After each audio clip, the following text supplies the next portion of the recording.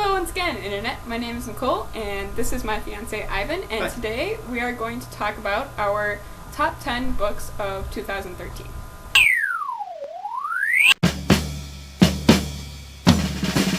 Like me, Ivan is an avid reader and he primarily reads science fiction and fantasy.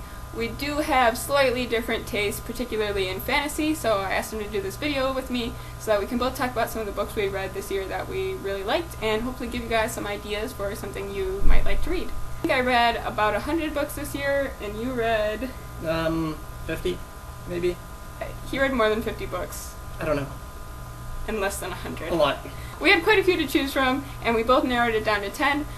These aren't really in any particular order. For me, I had 5 books this year that I rated 5 stars, and so I'll talk about those as the second half, and I don't think you have any particular order, right? Nope. Alright, so there's not that much order.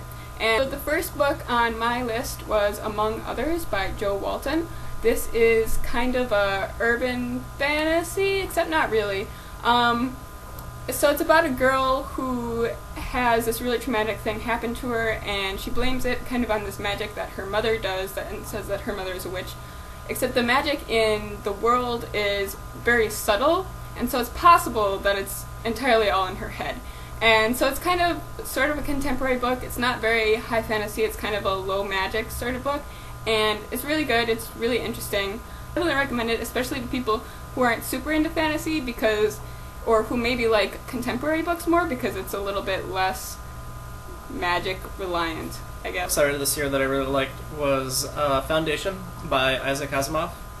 It's a pretty old book by a very famous writer, and the premise is the human empire, which spans the entire galaxy, is in decay and dying, and a group of people, primarily one scientist, establish a foundation, which is kind of this... It's a colony, and it's established on the principle that you can use mathematics and social sciences and a bit of psychology to predict the future, essentially. Predict macroscopic changes that will affect societies, and their goal is to create a society that will last out the decay of the galactic empire and give rise to a new successful civilization after the fall. So it's a book with really great ideas. I don't necessarily think Isaac Asimov is the best writer in terms of the language he uses, or in terms of how fleshed out his characters are, but it is, I think, just off the ideas in the book and off the interesting premise, one very much worth reading. Book on my list is Memories of Ice by Steven Erikson. This is the third book in the Malazan Book of the Fallen series, and I did a review of the first 2 books in the series, and so far the third book is my favorite of the series, and I'm reading the 4th book right now, and hopefully I'll just continue with that. So the Malazan Book of the Fallen series is a grim, dark, epic fantasy series, and it's probably one of the most epic fantasy series. The world building is really exceptional, and once you get past being really confused because of all the world building, it's a really great series, and I would definitely recommend it to people who like epic fantasy. Is The Lies of Locke Lamora. This is a fantasy book. It's set in an interesting Renaissance age universe with magic. Primarily it focuses on the life of a skilled and successful thief who's a really interesting character, and the events sort of surrounding his heists and all the things going on in the background politically and in the criminal underworld in the city that he lives. I think it's a very well written book with very interesting and fleshed out characters. It's very humorous at times, although at times it can also be very dark, and definitely worth reading if you're a fantasy fan. I've also read this book, and it is very good. I agree with him. The next book on my list is Ancillary Justice by Anne Leckie. This is a space opera book, and it's about a person who used to be a part of a AI, and the AI spans a ship, and the AI controls a whole bunch of bodies, and then the ship gets destroyed, and only this one body is left, and so the ship consciousness is on a mission to seek revenge on the people who did this to her, basically. It's a really interesting book. I think the way that the writer writes the AI character is really good, and she's kind of just personal and kind of speaks a little bit differently. She has problems with things like gender, and it's a really interesting kind of concept, and I really enjoyed the book. I like it too. I read it and I really liked it. Like a lot of science fiction, it's a little hard to get into at first, but if you stick with it, I think it's really great, and it has a lot of layers. The book I read is by a Japanese author called Haruki Murakami, and it's called Hard-Boiled Wonderland and the End of the World. It's a book in Japanese, but it's translated into English, and I read the English translation. And it follows basically a mind hacker. So someone who is employed by an organization to encrypt and decrypt information using his brain. And he's called upon to encrypt a particularly dangerous piece of information that begins to mess with his head and his perception of the world. I guess it's hard to classify this as a genre, maybe science fiction, maybe just surrealistic fiction, but it's a very good book. The book on my list is Old Man's War by John Scalzi. John Scalzi is a science fiction writer. He's written a number of books. This is the first book that he published, and it was the first book by him that I had read. It is kind of a military sci-fi space opera type book. So the concept is that Earth has gone out and colonized other planets, and there's kind of a extraterrestrial military force in charge of Earth's colonizing other planets, and they only take certain people from Earth, and one of the groups of people that they take is old people. So when you're over a particular age, you can sign up to join this military federation, and you are declared legally dead on Earth, and then you go out into the colonies and you're a part of the military. And I really liked the concept of this book. I also liked that it was kind of humorous. John Scalzi writes some more humor-focused books, and I liked the humor in this book. And it's not like super humorous, like that's not the focus, but it is a good element that I think he executes very well. So I read this book also, just a couple of days ago, and I liked it when I finished it, but now that I think back about it, I still like it, but I think it's only okay. I think it's a good example of military science fiction, but it's just a little bit too simplistic for me to thoroughly enjoy. I would agree with that. It's not the most complicated book I've ever read, but that's okay. I would recommend Scalzi, though, especially his novel Red Shirts, which is a very humorous science fiction novel. On my list is The Book of Lost Things by John Connolly, an author that I really like a lot.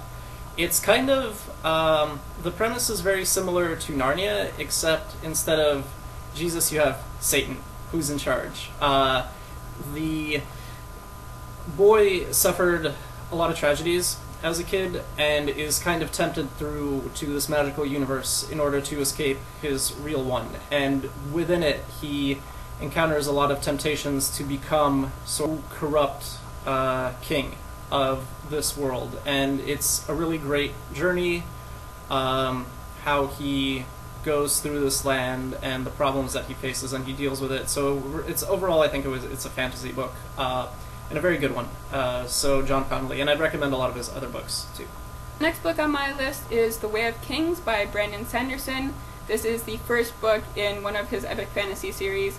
It's coming out early next year, and it's called Words of Radiance. I probably won't read it until all the series is out, and then I'll go back and read them all. I really like Brandon Sanderson as an author, and if you like him as an author and you've read other things by him, I would definitely recommend this one as well. The plot is a little bit hard to explain, so basically what happens in the beginning of the book is a king gets assassinated, and then his empire or kingdom goes to war with the people who assassinated him, and so the book takes place 5 years after that, and they're still at war with these people, and it's kind of about that war, and then there's a lot of magic stuff going on. Next plug is for the Johannes Cabal series of books, and there's 3, and the one that I read this year, and my favorite of the 3 so far, is the 3rd book in the series called Johannes Cabal and the Fear Institute. The series focuses on a young necromancer. I hate to say anti-hero because he has elements to him that are legitimately heroic. But he's kind of, if you've ever seen Blackadder and seen how Rowan Atkinson acts in that series, he's kind of like Blackadder. He's a very sardonic, very dry-witted, somewhat misanthropic individual who goes on a lot of adventures. And in the Fear Institute, he joins with a group of people to explore sort of a world that people access in dreams called the Dreamlands. And actually this book draws a lot from H.P. Lovecraft's mythos to craft that universe that they explore. And in the Dreamlands, they're looking for the source of all fear. And it's a great journey, it's a great book, and I'd recommend reading all the books in that series, but you can really start anywhere, I think. And it's by Jonathan L. Howard. So. My list was Wool by Hugh Howey. I've also read the other 2 books in that series. Although I didn't like them as much, I liked Wool best. I also did a review on that, which I'll link in the description below. And so overall, the Wool series is kind of a dystopian series. If you like dystopias, I would recommend this one. Basically, the people are in the silo, and the silo is a society, and the silo is like 100 floors deep. And through the course of the books, you kind of learn why the silo is there, and like what these people are supposed to be doing. But they don't really know. A lot of the information has been withheld from them, and they don't really know what the purpose is, and so it's kind of about finding out the purpose, I guess. Read is called John Dies at the End by David Wong, who happens to also write articles for the website crack.com. And this book is about 2 people who, I guess they're kind of hicks, I suppose you could say that. Just living their life in their little town, and suddenly all hell breaks loose, and a demonic entity from another world starts trying to take over the town, and there's a weird drug that gives you magical powers, and it's sort of a blend of horror and urban fantasy and science fiction, and it's a riotously funny book, I would say. It's a hilarious book. And it's also very well written and very interesting. So I would definitely recommend that one. On my list is Brave New World by Aldous Huxley. This is also a dystopia. It's an older one. It was originally published in 1938. I don't know. Kind of about industrialization gone horribly, horribly wrong. And it's a really good classic dystopia. If you're into dystopias, into classics, I would recommend it. It's pretty much the only dystopia that I've read that I've liked. Yes, Ivan doesn't like dystopia, but he liked Brave New World. Yes. Mr. Reynolds is probably my favorite contemporary science fiction author. And I'd recommend pretty much any book by him. But the one I'm going to plug today is called The Chasm City. And this book is about a man who was the former head of security for an arms dealer who was also his friend, and they came under attack, an assassination attempt. So now this man is trying to goes to Chasm City, sort of a capital of what was once the most prestigious kind of area of human civilization, since fallen to a nanotechnology virus. And he's trying to get revenge and seek out the man who attempted to kill them. And it's it's an excellent science fiction book. It's kind of a mashup of science fiction and mystery with a little bit of kind of pulp hard-boiled detective fiction thrown in. It's mostly a first-person account, but it's also a very deep. Reynolds is a great world builder, so you get a sense of what this city is and how human civilization advanced, and really what humanity has become, and sort of what it means to be human and identity and things like that. So I would definitely recommend reading Chasm City. Next book I'm going to talk about is actually a trilogy. So I'm going to talk about a series, and that is the Mars trilogy by Kim Stanley Robinson. I also did a review of this, and I'll link that below. The Mars trilogy is a very good hard science fiction trilogy. I wouldn't recommend it for everyone because hard science fiction is a little bit difficult for some people to get into. He spends a lot of time talking about like the geology of Mars, and if that doesn't sound interesting to you, you might not like this book. But yeah, so overall I really liked this series. Science aspects of the story were very well executed, and that's one of those things that is kind of hit or miss for authors in general. The characters were actually very unlikable, but I think he executes his characters very well and makes them very realistic and natural seeming. It was called Angel Maker, and I really liked it. It's a book by author Nicole, who's done another good book, The Gone Away World? Yeah, The Gone Away World. And Angel Maker is the second book, and I think the superior book. And it concerns sort of a group of people who have developed, who kind of branched out as technology advanced. Most people have gone with industrialization and standardization of measurement and things like that, where these people are craftsmen, devising almost steampunk-ish devices by careful calculation and craftsmanship of individual parts, and basically this group has created a device which is essentially a beehive, and this device, when the bees swarm, everything within the swarm becomes almost omniscient. This device is called the Angel Maker, and the story is a very fast-paced, interesting story about a group of people banding together to prevent this device from falling into the wrong hands. I think it's a great story with a lot of great characters and great ideas, so definitely recommend it. It's also very fun. Book on my list is A Canticle for Leibowitz by Walter M. Miller Jr. Also did a review for this one, which I'll link. It is a post-apocalyptic story, and it's essentially 3 novellas that are set 600 years apart. So the first one happens 600 years after a nuclear apocalypse almost destroys humanity. And it follows this group of monks who are living in the monastery of St. Leibowitz. And St. Leibowitz is essentially a patron saint of knowledge, and so it's kind of about the preservation of knowledge. It's also really funny in a kind of darkly humorous sort of way, and it has a lot of symbolism, and it's also a book that I think deals with religion really well. It uses a lot of Catholic themes, and even if you're not very religious, I think it translates quite well and will still be really interesting. That one does sound interesting. I want to read it myself at some point. I've heard of Christopher Moore.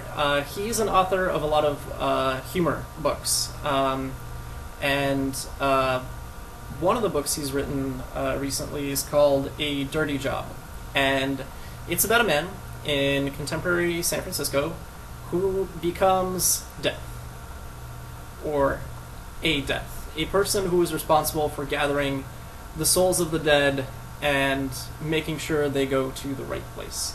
And Christopher Moore is a very funny writer.